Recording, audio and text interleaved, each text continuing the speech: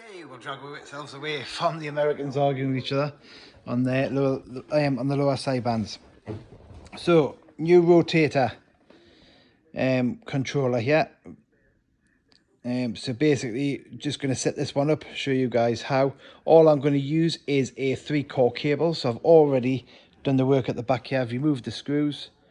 We've got an earth, which is for number 1, neutral, which is going into number 2, and live for number 3. So this is all I've got, is this cable here. It's just a normal 3-core flex, and I've got an attachment on there where I can plug and unplug, because the way in which my system works, we've got cables that go out the door there, and they're spread across the floor for now, and they go up into my junction box, and then they go up into the current rotator. I've got a new rotator to go on there, and onto my 3-element beam. So, and then my controller will sit there where I can control it, and this one also comes with a remote control as well. So what we need to do with this is cut the cables back. I've just put a spade terminal on there, and I'm going to fit some other terminals onto these two, on the earth and the live cable, and I'm just going to put them through here. And then the only problem is, though, you can only get one spade terminal through at a time, and once that goes through, you're going to have to push the other cables through and then attach the spade cables. So I'll do that, and then we'll come back in a moment. So for this one, all I've done is I've put the neutral cable in, and I've put that in the terminal just to hold it in place. And the next one we're going to do is we're going to feed through both the earth and the live cable through the hole. We're going to put spades on them, and then we're going to clamp them down. So this is a little bit fiddly. Well, we've got these through here. I've just basically putting on the spade and then clamping them down. So as you can see here, I've got the live one left to do. So making it all nice and neat, placing the spade on to the live, and then keeping it nice and straight, and then basically got to get the clamps in, clamp them down, because I want to make sure that they're tight. I'm just going to tighten them up with another one, a smaller one. So yeah, they're all done. So now all we've got to do is place on the spades into the necessary holes and then fasten them up. So I'm just going to try and do this as neat as I possibly can. So I'm just going to pull that cable back through just a smidge, separate them off, and then the first one I'm going to put back in is the neutral. I had to take this out in order to be able to pull both the live and the earth through. It could have been made better if they had like an opening here where we could put the cable in, and then we could put like a bit of plastic over the top and then screw it either side in order to clamp and hold the actual cable in, rather than it just being loose. But maybe that's something that you know, the manufacturer or the designer can look into for future, just make it that little bit easier. So I'm just going to put that in there.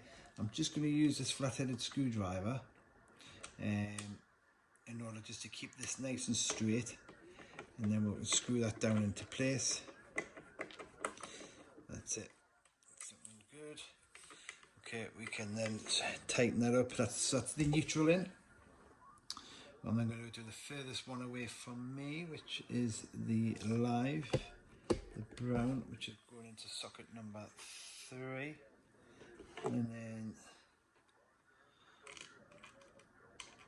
pop that screw in.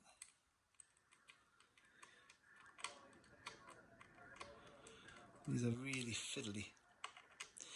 This is just a cheap rotator. These are £200 in the UK.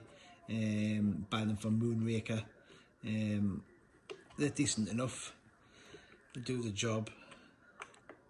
But if you want like a heavy duty, really good quality one, then Yaesu, that's the one that's on my list to get. But that'll be in a few years time when this one gives up the go. But at the moment, this one is going to certainly do the job I needed to do with my 3-element beam. So pop that one there. Pop the screw in.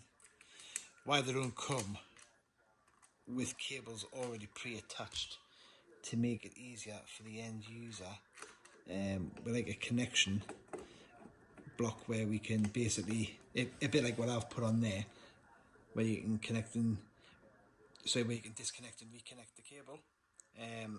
And because that plug there, I can open that plug up and strip that down, and then I can feed cables through holes in walls, etc. if need be.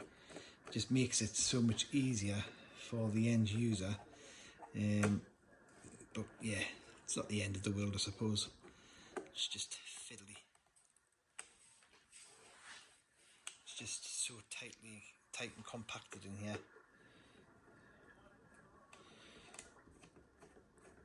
There we go, it's finally got a grip. So just screw that down into place. Nip them all up.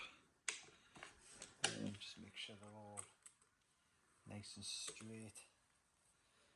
A little bit of OCD there. So yeah, so that's all fastened up, looking nice and neat. So I've numbered them there, 1, 2 and 3, earth, neutral and live, and it's just a normal 3-core flex.